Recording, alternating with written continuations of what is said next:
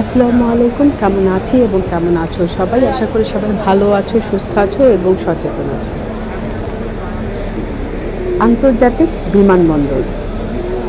হ্যাঁ, আমি বর্তমানে আছি আন্তর্জাতিক বিমানবন্দর। আর এই বিমানবন্দরের কিছু কিছু অংশ আমি তোমাদের সাথে শেয়ার করছি।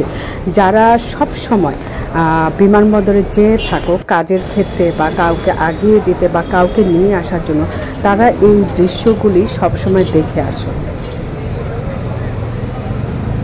তার থেকে কিছু খণ্ড দৃশ্য আমি তোমাদের সাথে শেয়ার করছি, চারপাশের অংশটা, এবং কিভাবে আমাদের প্রবাসী ভাই বোন, মা বাবা বা বন্ধু, খুব কাছের মানুষরা যখন বিদায় নেয় সেই দৃশ্যগুলো আসলে ওইখানে দাঁড়ালে সেই মুহূর্তে দেখা যায় ওই দৃশ্যগুলো, এবং কতটা বেদনাদায়ক, কতটা কষ্টের হয় একমাত্র পরিবারগুলো, যে বন্ধুরা আছে তারা জানে।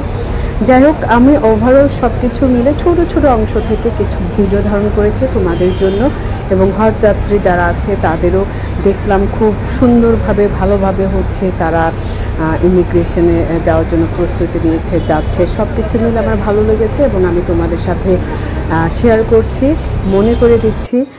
আসলে বিশেষ করে যারা প্রবাসে কাজের জন্য যায় তাদের দৃশ্যগুলো খুবই করুণ। আমার খুবই খারাপ লেগেছে ছোট শিশুদেরকে রেখে অর্থাৎ নিজের সন্তান, বউ, আবার বউরা নিজের স্বামী সন্তান রেখে কীভাবে প্রবাসে পাড়ি দিচ্ছে কাজ করার জন্য, টাকা ইনকাম করার জন্য। সো তারই ছোট ছোট কিছু অংশ তোমাদের সাথে শেয়ার করলাম। ভালো লাগলে তোমরাও শেয়ার করে দিও। আমার সাথে যারা দাঁড়াইছিল, ভদ্রমহিলার তোমার ছিল না, পরে হাজব্যান্ড হোয়াটসঅ্যাপে এরকম দাঁড়াইছিল, ইমিগ্রেশনের লোক হোয়াটসঅ্যাপে পাঠিয়েছে, দেখেছি ছিল।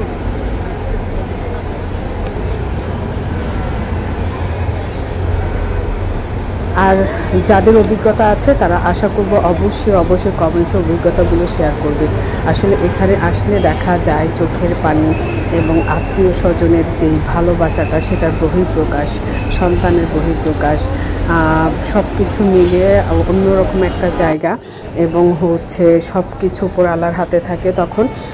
যাই হোক, যারা প্রবাসে থাকেন, সবসময় আন্তর্জাতিক বিমানবন্দর দিয়ে যাতায়াত করেন, তাদের জন্য অনেক দোয়া ও ভালোবাসা, এবং আপনাদের যাত্রাগুলো যেন শুভকামনা হয় এবং সঠিকভাবে আল্লাহর তাআলার রহমতে আপনারা যেন আবার পরিবারের কাছে ফিরে আসতে পারেন।